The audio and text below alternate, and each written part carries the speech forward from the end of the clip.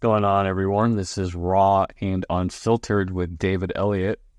And in today's video, we're going to be doing a three-part video series. With part one, we are going to pre-qualify a SubTo deal.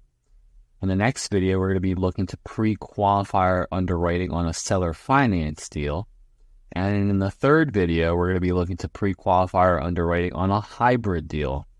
So in today's video, we're going to start off with property number one. And we're going to be looking at a SubTo lead. This is a SubTo lead, and this was filtered out through PropStream, and we're going to be able to pre-qualify the underwriting in 60 seconds or less and know whether or not this lead from PropStream is actually a lead we want to pursue, and whether or not the seller is willing to entertain our creative terms. Very important. So we can see here that we are currently listed at $280,000. What we're going to look at next is the rental projections in the neighborhood. According to Zillow, the rental estimate would be $1,925. We're going to bring that down ever so slightly to $1,900. We are not going to do a full rental comparison comp. That is not the point of a pre-qualifying your underwriting. We simply want to know, is this a deal worth pursuing? Is it a deal that the seller is willing to entertain? And is our deal going to cash flow when it comes time for a full underwriting? So let's go back to our pre-qualifying calculator. The current ask price was $280,000, I believe. Let me just double check that. Yep, $280,000. And we're going to be looking at the best case scenario that the seller could possibly receive through a conventional method. Now, I've explained this a couple of times already in prior videos. What essentially we would be doing is giving them a full ask price of $280,000, whether that is to be received via cash or through a retail conventional loan. That is up to the buyer. So this could be your conventional method, and we're going to be looking at the best case scenario that the seller can receive, which is the full ask price. The reason why we're looking at best case scenario is because when you, as the buyer, as the wholesaler, as the investor, pursue the lead and are wanting to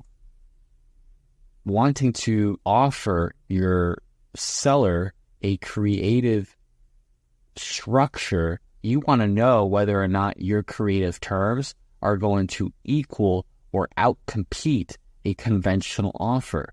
Now, if you could do either one of those, equal or outcompete a conventional offer, then you know that your creative terms is a winner. So we're going to carry on, and we're going to also put in the 4% sales fee, which is going to be pretty typical for most properties. Most properties, you will see a 3% listing agent commission with 1% towards closing costs. We're going to come down here to agent commission. We're going to put in 3%. And, this sales fee will fluctuate up and down. In most cases, there will be buyer representation. However, if you as the buyer, as the investor, as the wholesaler, if you're able to go direct with the listing agent, you will help the seller save a lot of money at closing simply from the commission fees. Otherwise, the seller would be looking at 7% commission, even 8% towards the sales fee. And we're going to try and look at the best case scenario where you as the buyer are going direct. And if you go direct, you're going to be looking at 3% towards the agent commission and about 1% towards closing costs. Now, the closing costs will vary state to state, but on average, we're looking at about 1%. Now, let's look at the total encumbrance of the property. I took a screenshot off of PropStream, and I'm going to pull that up right here. We can see that this property address has a total encumbrance of $248,000. So we're going to plug that into the calculator. And we can see that the money being received at closing from the seller is going to be approximately $21,000. Now, they are going to have to pay capital gains. In most cases, sellers are going to be paying capital gains of 15%. Every now and then, a seller will be paying a 20% capital gains. But it is more typical to see 15%, so we're going to throw in 15%.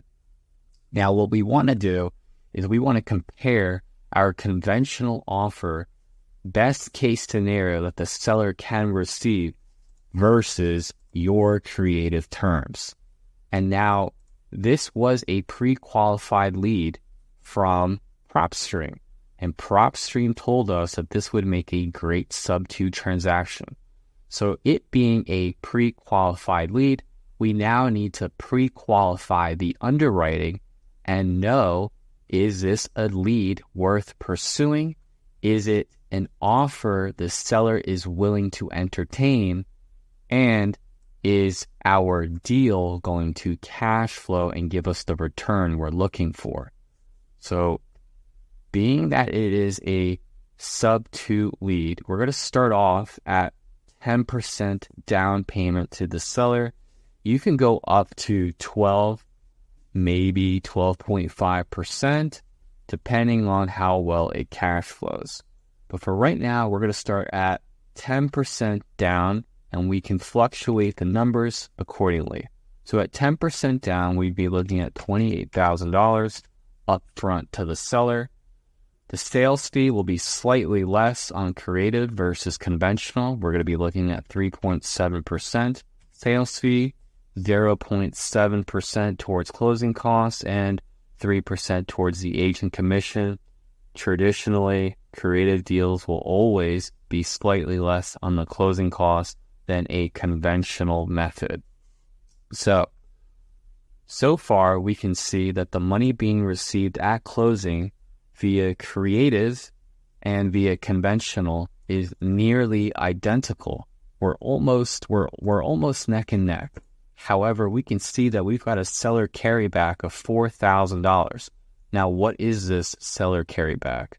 The seller carryback is the gross equity currently on that property. So the seller right now at their current ask price has $4,000 remaining of gross equity. Now, you could do one of two things. You could come in and give them a creative terms at $276,000, or you can come up at $4,000 on the down payment. Now, if I were to structure this deal, I think I would want to just start off at their asking price, and if something were to come up, let's say during the due diligence period, we could then renegotiate the purchase price. But being that I want my offer to stand out amongst the rest of the offers that the seller is going to receive, I'm going to stick to the full asking price, and I also want to pay them out on their full gross equity. So what we're going to do is we're going to bump up the down payment to $32,000, and now we can see that the money being received at closing creatively versus conventionally, even at a full ask price, money being received creatively will be more. And it's going to be more simply because of the sales fee will be slightly less than that of a conventional method when structuring creative terms. Now, because there is no seller carryback, we are still looking at a 15% capital gains. And now we can see that there's not going to be that much of a difference net after taxes are paid out to Uncle Sam. But that is okay. Sometimes it's not about the money being received at closing. Sometimes the seller is just having a hard time selling their property cash or conventionally at their full ask price. And so you, as the buyer, as the investor, as the wholesaler, if you're able to pay them out on their gross equity up front and simply take over their monthly payments. Well, now you've solved a problem for them because they would have been climbing on days on market, past the 90-day mark. And we no longer need to entertain that. As with a creative term such as this, you could present this to the seller, and if they were to say yes, you could close within 2 weeks, maybe even a little bit sooner than that. So this would be an example of what a SubTo structure would look like. Now, you do have the option to assign your deal. So let's do that. Let's say that you weren't the buyer and you weren't the investor, but you were going to assign the deal for $10,000. Let's plug that in. I'm going to go back to the property and just take another look at those rent values. And we're going to be a little pessimistic, and we're going to say that the rent estimate for this particular property is probably going to be best suited at the $1,800 rent. So we're going to plug in $1,800 as opposed to $1,900, and we're going to see what happens. So at $1,800, we can see that our buyer entry fee is going to be slightly higher than what we would want. We would want our buyer entry fee to be at 15% or less. However, we can also see that cash on cash percentage is going to be at about 9.5%, and our net cash flow is going to be at $334 a month. So we are still going to cash flow on the property. Our cash on cash percentage is not going to be the absolute best, but we are netting and we are coming to closing with less money required via creative terms than a conventional route. So this is still a deal that is worthwhile to pursue and to do a full underwriting. So this concludes part 1 of 3.